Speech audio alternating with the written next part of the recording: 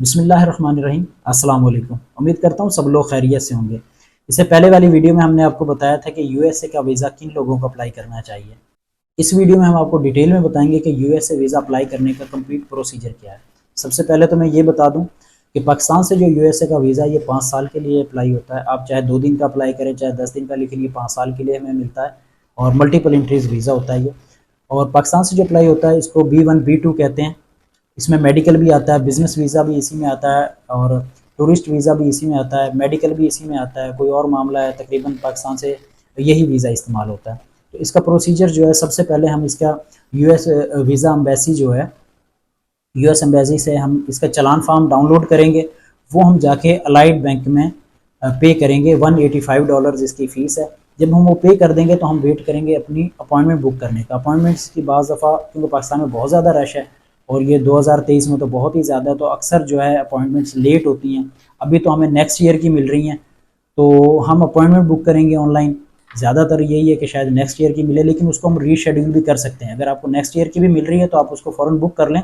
जब आपको मौका मिले, अगर रीशेड्यूल में आ रही हो कोई करीब की डेट, तो आप रीशेड्यूल उसको कर सकते हैं।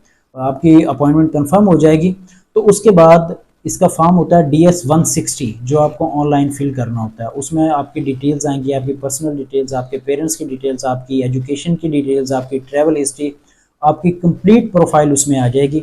सारी डिटेल्स आपने उसमें फिल कर देनी है। आपका जो इंटरव्यू का टाइम होगा उससे पहले पहले, चाहे आप उसको एक दिन पहले फिल करें। बाज़ दफ़ा ये होता है, जैसे मैं अपने केस में बता दूं कि मेरा इंटरव्यू जो 9 महीने के बाद था, तो मुझे उस 9 माह के दरमियान में ट्रैवल और भी करना था, तो मैंने वो फॉर्म फिल नहीं किया। मैंने जो ट्रैवल करना था वो ट्रैवल किया। और जब मेरा इंटरव्यू था तो इंटरव्यू से 2 दिन पहले मैंने अपने फॉर्म को कंप्लीट किया था। DS-160 ऑनलाइन आपने फिल करना होता है। उस पर आप एक पिक्चर वगैरह भी आपकी लगती है और आपकी पर्सनल डिटेल्स उसमें हर चीज़ आ जाती है। वो आपने फॉर्म फिल करना है। उसके बाद आपका टाइम आ जाएगा इंटरव्यू के लिए। इस्लामाबाद हम वैसे जाते हैं या कराची कौंसलेट जाते हैं। एक चीज़ मैं आपको इसमें बता दूं कि आप जब फॉर्म फिल कर लेते हैं तो आपका जो केस का फैसला है वो ऑफिसर तकरीबन 50% पहले ही कर चुका होता है कि इस बंदे को वीज़ा ग्रांट करना है, रिफ्यूज़ करना है, क्या करना है। बाकी जो 50% चांसेस हैं वो आपके इंटरव्यू के ऊपर होते हैं, आपके कॉन्फिडेंस के ऊपर, आपके जवाबात के ऊपर कि आप वहाँ पे उनसे क्या कहते हैं। इंटरव्यू पे जब आप जाएंगे, सबसे पहले आप जाएंगे एम्बेसी पहुँचेंगे तो सबसे पहले आपके फिंगरप्रिंट्स होंगे वहाँ पे, आपका बायोमेट्रिक होगा। जब वो हो जाएगा फिर उसके बाद आपका इंटरव्यू होगा। इंटरव्यू में आपको मैं ये बता दूं कि आप उर्दू में भी इंटरव्यू अपना दे सकते हैं और इंग्लिश में भी दे सकते हैं, जैसे आपको इजी महसूस हो। सब बातें बनाई हुई हैं लोगों ने, ये पहन के जाएं, ये ना पहन के जाएं, बिल्कुल कोई मसला नहीं है भाई। आप शलवार कमीज पहन के जाएं, आप वेस्ट कोट पहन के जाएं, आप पैंट शर्ट पहन के जाएं, आप इंग्लिश में इंटरव्यू दें, उर्दू में दें, इस चीज़ का वीज़ा ग्रांट होने से कोई ताल्लुक नहीं है बिल्कुल। ये मैं अपना एक्सपीरियंस शेयर कर रहा हूँ, मैंने जो कुछ एम्बेसी में देखा।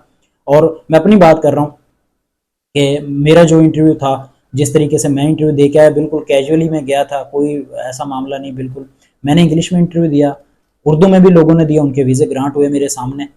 तो आप जब जाएंगे सबसे पहले बायोमेट्रिक हो गया, उसके बाद आपकी बारी आ जाएगी। कोई पता नहीं 10-12 काउंटर्स होते हैं वहाँ पे, आपकी किस काउंटर पे बारी आ जाए, पहले पे, दूसरे पे, तीसरे पे। वहाँ पे फीमेल हो, मेल हो। तो अगर आप उर्दू में देना चाहते हैं तो सबसे पहले उससे कह दें आप कि आप उर्दू में इंटरव्यू देना चाहते हैं। वो समझ जाते हैं इतनी बात, तो वो ट्रांसलेटर आपके लिए बुलवा लेंगे वहाँ से। अगर आप इंग्लिश में इंटरव्यू देना चाहते हैं तो आपका इंटरव्यू स्टार्ट हो जाएगा। उन जो आपने DS-160 फॉर्म फिल किया था वो उनके सामने होता है।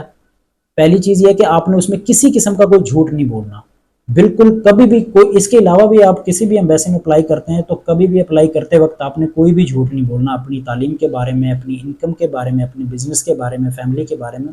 इसी में बेहतरी है आपकी। उसके सामने वो फॉर्म खुला हुआ होगा, वो आपसे सवालात पूछेगा।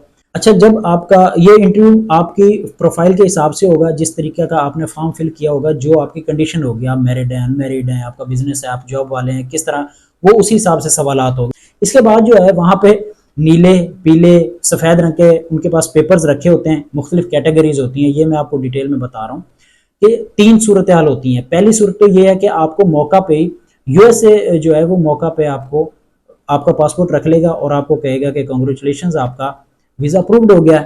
तो वो 10 से 12 दिन में आपका पासपोर्ट टीसीएस के थ्रू आपके पास आ जाएगा वीज़ा लग के।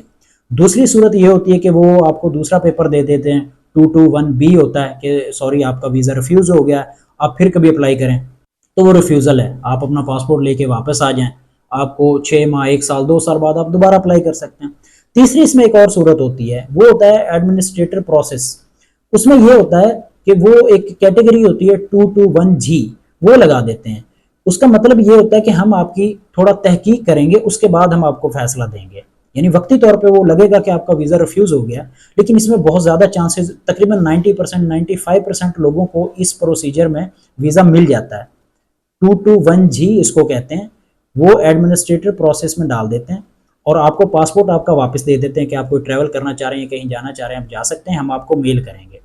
उसके बाद वो आपको मेल करते हैं आपकी कुछ इंफॉर्मेशन जो DS 160 में रह गई हो, वो फिर डिटेल आपसे लेते हैं। मिसाल के तौर पे वो पूछेंगे 15 साल की अपनी ट्रैवल हिस्ट्री आप बताएं, ठीक है, बच्चों के नाम बताएं, बच्चों की डेट ऑफ बर्थ बताएं, मुख्तलिफ सवालात आपसे उस मेल में वो पूछेंगे। वो मेल जो आपके पास आएगी आपने उसका फ़ौरन जवाब दे देना।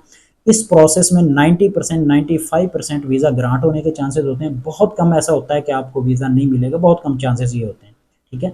होता ये है कि फिर ये 3 माह, इसमें 1 महीना भी लग सकता है, 2 महीने भी, 4 महीने भी, 6 महीने भी।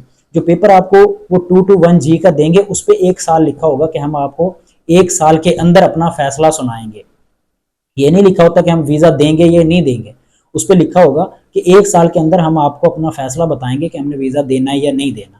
तो इंशाल्लाह आप समझें कि आपको तकरीबन वीज़ा मिल गया है। वो आपको मेल करेंगे, उसके बाद जो वो डिटेल्स आपसे मांगेंगे, क्वेश्चंस आपसे करेंगे, आप कहाँ पे गए थे, वहाँ पे आपने क्या देखा था, ऐसे मुख्तलिफ उसमें मेल में सवालात होते हैं, 10-15 सवालात होते हैं उसमें, आपने उसका जवाब देना। इंशाल्लाह इंशाल्लाह 2 माह, 3 माह, 4 माह, 5 माह बाद आपको वीज़ा मिल जाएगा। ये कंप्लीट प्रोसीजर है यूएस वीज़ा का। इसके बारे में यूट्यूब पे आप लोगों को देखेंगे, बहुत से लोगों को यकीन करें कि उन लोगों ने यूएसए की एम्बेसी भी नहीं देखी हुई और यूट्यूब पे झूठ बोल बोल के लोगों का दिमाग खराब किया हुआ है।